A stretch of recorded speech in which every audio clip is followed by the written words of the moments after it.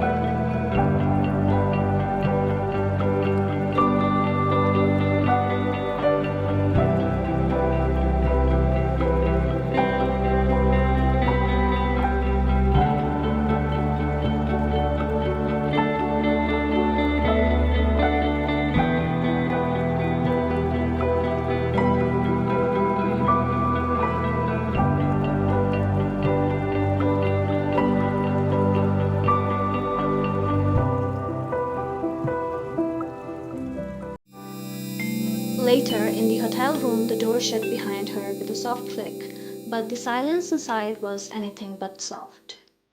Wine stood near the window, arms folded tightly across her chest. Jungkook stood a few feet behind, unsure if he should speak or if he even deserved to.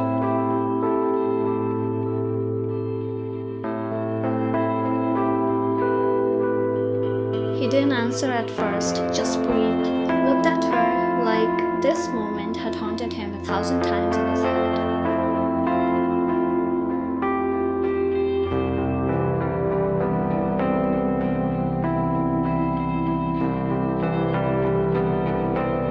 He nodded, then reached into his coat pocket and pulled out his phone. He opened a voice recording and pressed play button. Adrian's voice cracked through a small speaker. You want to keep your empire intact? Of course. But you'll have to go back to America. Leave. Walk away from her. Or I'll burn everything you own. And I'll start with her. Her knees almost buckled after listening. Jungkook didn't move. He let the silence speak.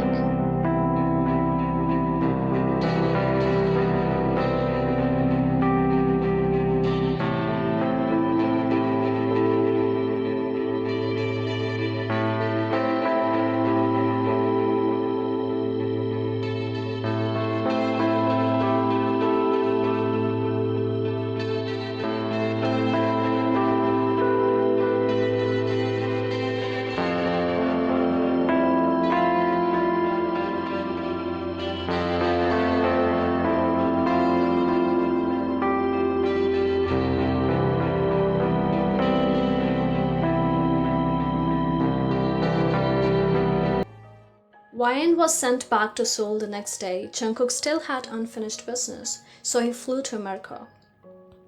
And Adrian, he was out again, but things were different now. YN knew the truth. She knew what he'd done behind her back, the lies, the manipulation, and even though he didn't dare to touch her anymore, she felt betrayed. When Jungkook returned weeks later, it was like going back in time. The mansion was same just like a year ago, but this time something was different. He didn't just want her, he loved her. Her mom had resumed her work in the mansion, but YN, she had no job to return to. That's why Jungkook decided to help her. He called her into the study room. It was room she was so afraid to go earlier, but now she was comfortable. Now his voice was softer. She remembered him saying,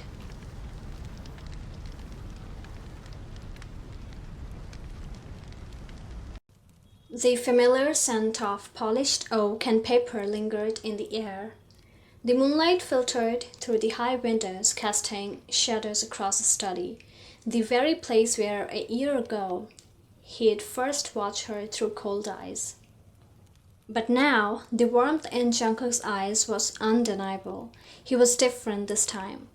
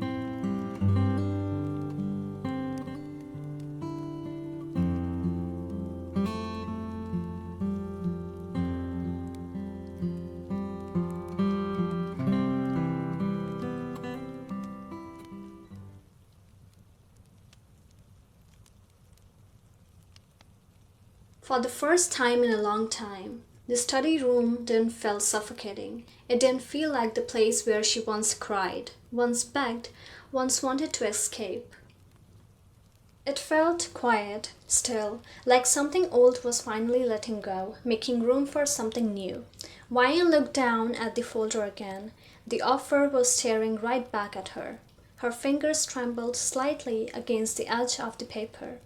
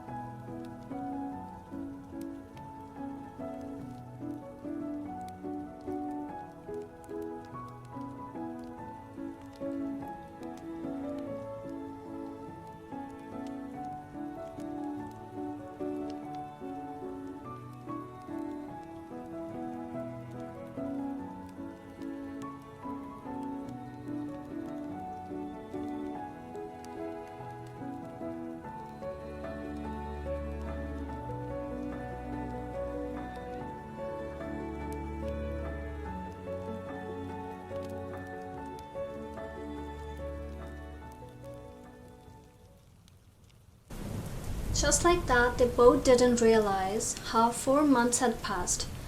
He was now standing outside her house. He had driven across the city just to get tulips.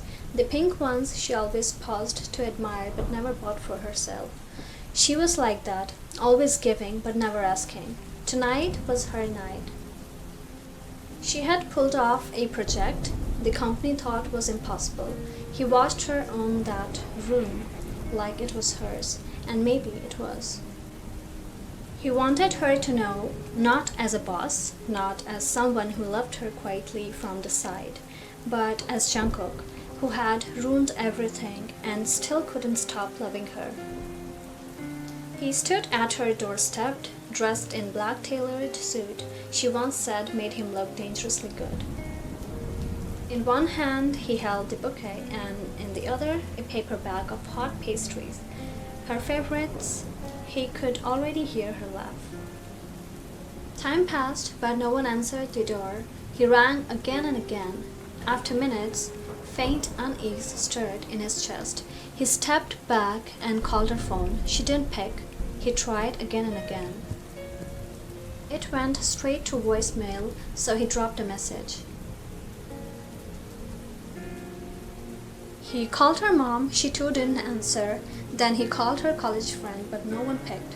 He walked around the house, knocked on the back door, peeked through the windows. It was dark, too dark. Where was she? He thought. He called her one last time before sinking down on the steps, the tulips now clutched tightly in his fists, petals crushed between his fingers. His heart pounded, loud. She was gone. Her mother was gone too.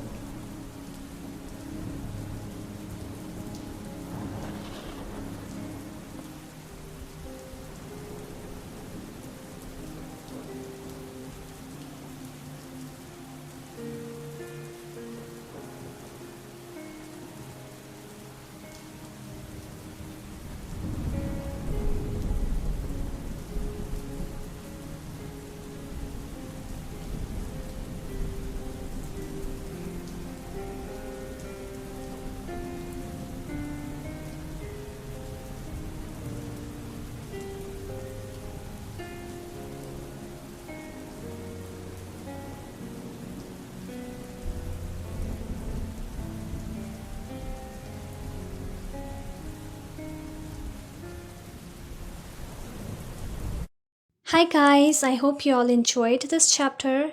A little notice for y'all, this chapter was the second last before this series ends. Yeah, this series is ending on the next chapter. And tell me if y'all want to see Adrian in the next chapter too. Like, since his story ends here, like he's not going to bother YN anymore. But still, like, if you want any twist, I can add him in the next chapter for my Adrian girlies. Also, the scene continues from here on Blogspot, so make sure to check the pinned comment. The link is given. Also, if you want to ask me anything, you can drop your questions in my latest post. So I'm thinking of making a Q&A video for y'all. If you want to ask anything, just tell me, okay? Like, don't ask very regular questions, you know. If you want to know about me more, you can just ask me about anything. Okay, so bye bye. See you in the next chapter. Take care. Love you all.